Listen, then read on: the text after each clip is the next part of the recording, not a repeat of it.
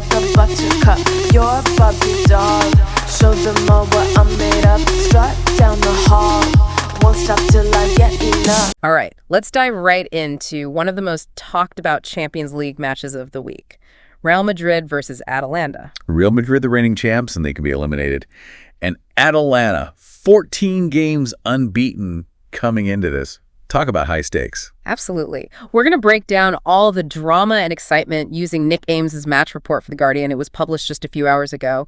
But instead of going through it chronologically, I want to jump right into the biggest talking point, the injury to Kylian Mbappé. It was a moment that sent shockwaves through the stadium.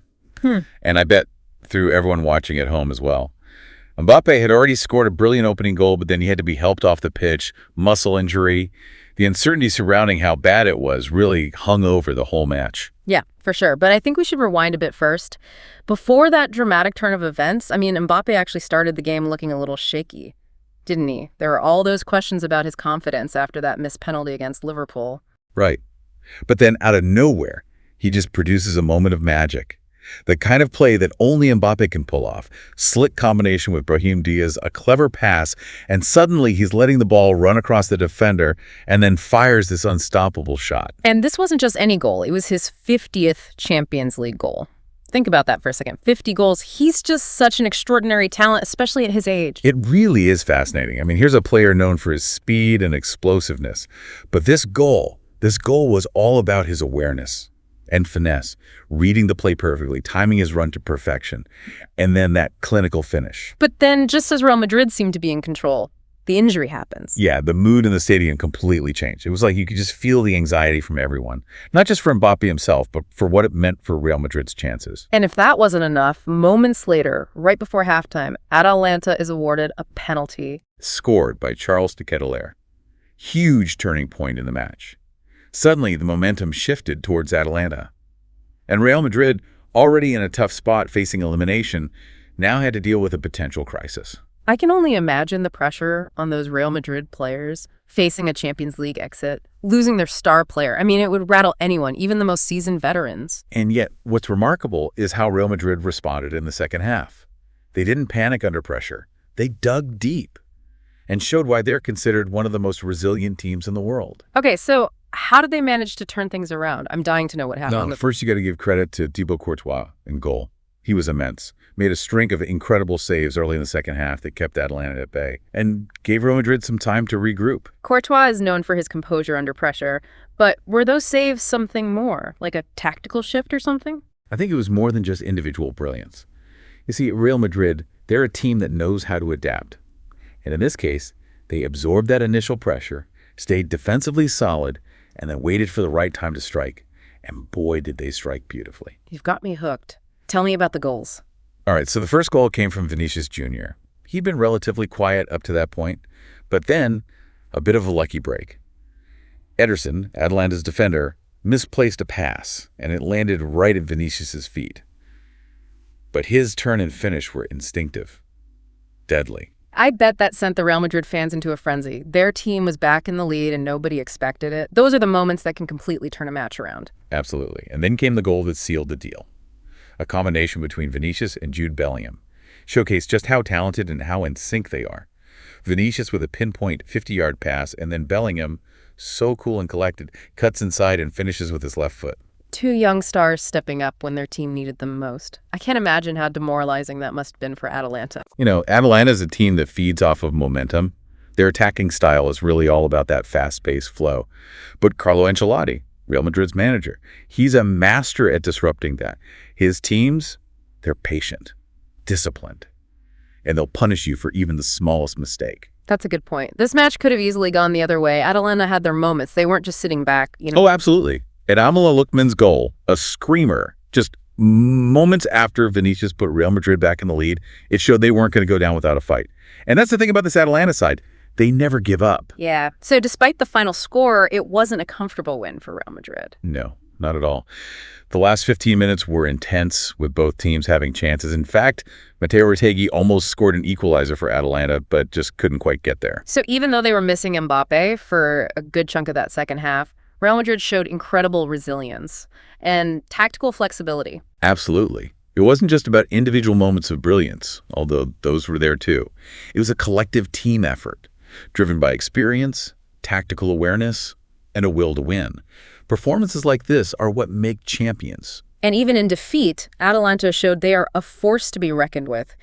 So in the next part, let's dig a little deeper into their performance and what this match means for both of these teams looking ahead. It's easy to focus on players like Mbappé and all their talent.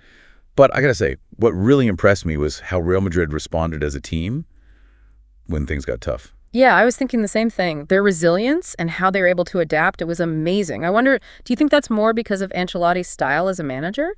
Or is it just the experience and mentality of the players themselves? It's a bit of both, honestly. Ancelotti, he's a master at building a winning culture. Instilling this belief that no matter what obstacle comes their way, they can overcome it. Plus, this Real Madrid squad, they have so many players who have been through it all, countless times. You're right, players like Modric, Kroos, Benzema, I mean, those guys have seen and won it all. But then you have the younger players like Vinicius and Bellingham. They didn't seem bothered by the pressure at all. And that's what makes this Real Madrid team so exciting, right? You've got the veterans leading by example, but then you also have these young, hungry players who are just eager to prove themselves on the biggest stage. You mentioned Vinicius and Bellingham. Their performances were key to getting that win. Do you think they've finally stepped out of Mbappe's shadow? That's an interesting point. Mbappe's injury kind of forced them to take on more responsibility, and they definitely rose to the occasion. That goal they created together was a perfect example of how well they understand each other's game and their ability to just take over a match. It was beautiful to watch, but let's not forget Atalanta. They really push Real Madrid to their limit. It's no wonder they're considered one of the most exciting teams to watch in Europe.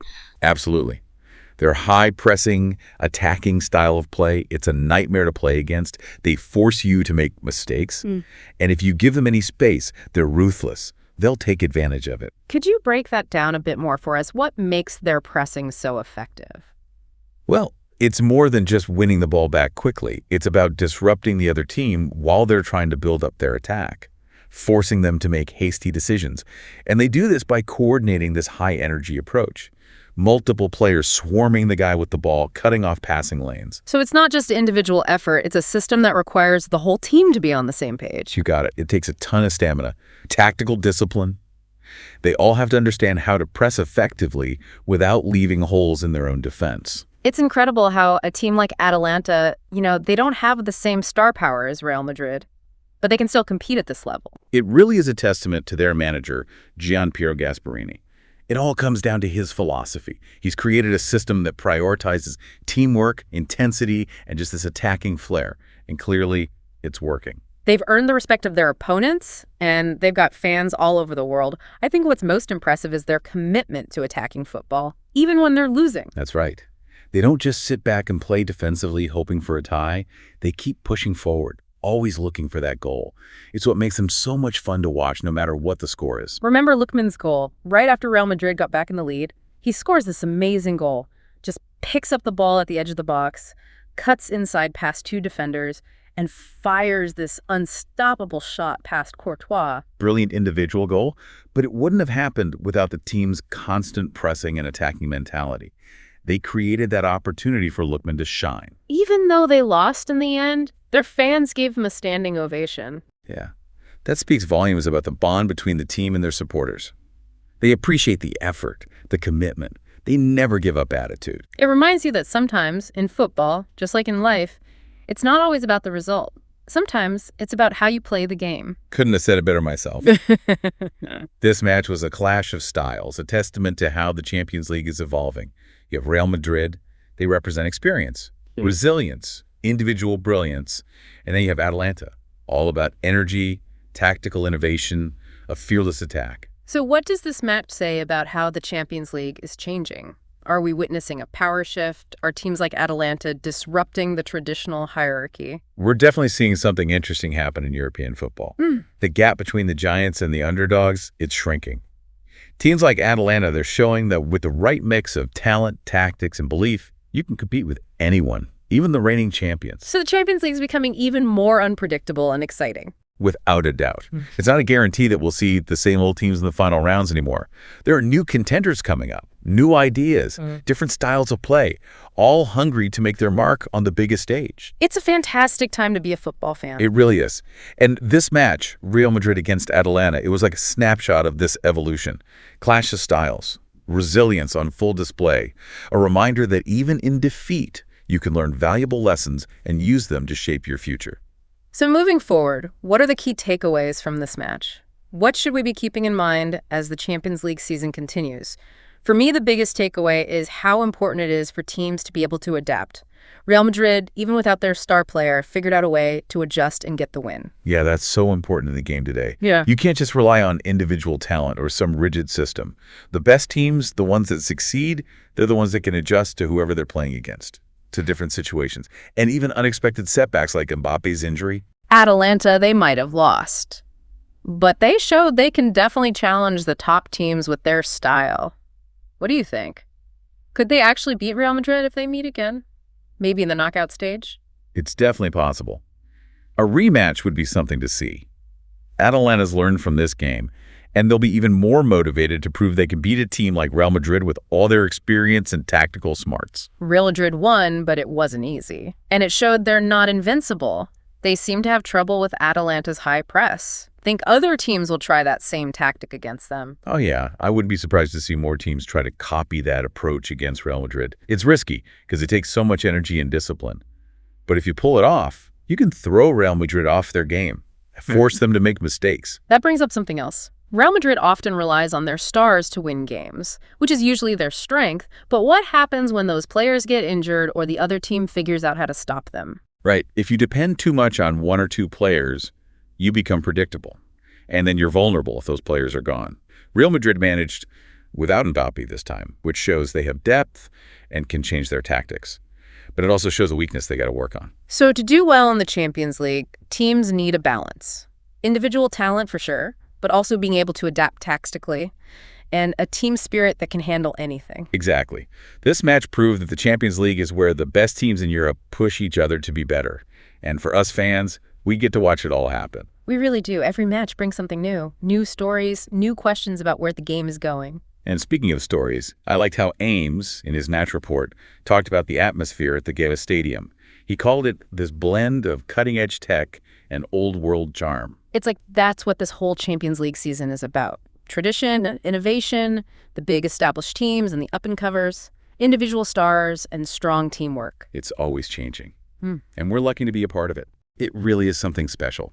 So as we wrap up our deep dive into this incredible match, any final thoughts for our listeners? Just this. Enjoy the unpredictability. That's what makes the Champions League so great. Any team on any night could have a magical moment. You never know what's going to happen. It's a good reminder. In football and in life, it's the journey, the challenges, even the surprises that make reaching the goal so much better. Couldn't agree more. Thanks for joining us on this deep dive into the Champions League. Until next time, keep exploring the game, keep asking questions, and most importantly, keep the passion alive. Sound the alarm. I'm coming up. We'll have a ball. I'm sweet like a buttercup. You're